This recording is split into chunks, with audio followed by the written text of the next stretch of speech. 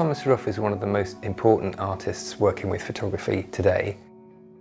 He began his career using a camera, making portraits of people, pictures of street scenes, and produced some very important large-scale photographs which changed the nature of art photography. But he wasn't content with that. He wanted to question the very nature of the medium and look at the work of other photographers and try and creatively appropriate the photographs in his own practice. The V&A wanted to commission him to produce a new body of work using the historic photography collection as inspiration. He was particularly taken by the negatives of Linnaeus Tripe, a British Army captain who was one of the first photographers to survey the landscapes and buildings of India and Burma, now Myanmar, and made beautiful photographs of those places. Tripe chose to use paper negatives, the first kind of photographic negatives that were invented. It was those paper negatives that Thomas Ruff became most interested in using to create new works from. Working with a collection of the V&A is very special. The first thing I asked was, can I have a look at paper negatives? Can I have a look at Linnaeus Tripe? And what you then put on the desk was 4 boxes of paper negatives. And that was really incredible. I'm very interested in the history of practicing photography. I think in the very beginning, the photographer had to solve a lot of different problems. Papers, chemicals, printing techniques. They had to have knowledge. I've never thought about a paper negative. I'm really surprised, astonished, and fascinated how they made such beautiful photographs. I produced a lot of negatives, but I never looked at the negative for itself. Linnaeus Tripe took his photographs and he made his printing in the 1860s and could only print the photograph in the size of the negative. Those negatives have a pictorial quality that is really incredible. Nearly 160 years of time passed.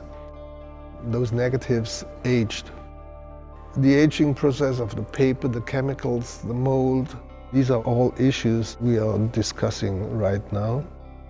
Looking at these negatives on the light box in the reading room, I took kind of a snapshot with my mobile phone. When I went back to Düsseldorf, I worked on these kind of low-resolution photographs, inverting the negative into a positive, combining the existing colors of the negative. I then developed the idea of what would happen if I enlarge the negatives to a scale where you can see the structure of the paper negatives. There's this kind of fairy tale of authenticity of this kind of straightforward photography.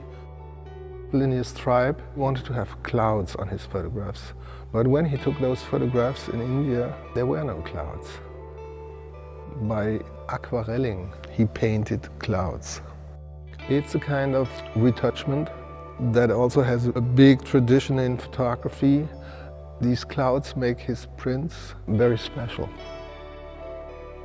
A lot of things are forgotten by not showing them. Making them visible is extremely interesting for me. Photography always was used as a new kind of tool by the scientists, trying to understand the world.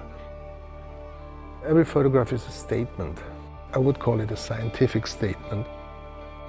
And like a scientist, I have to prove if my statement is right.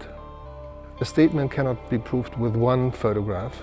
Probably that's one of the reasons for working in series. Maybe it's just that I want to try to understand the world. And I want to find out how photography works. I hope there's much more to be discovered. I'm looking forward to it.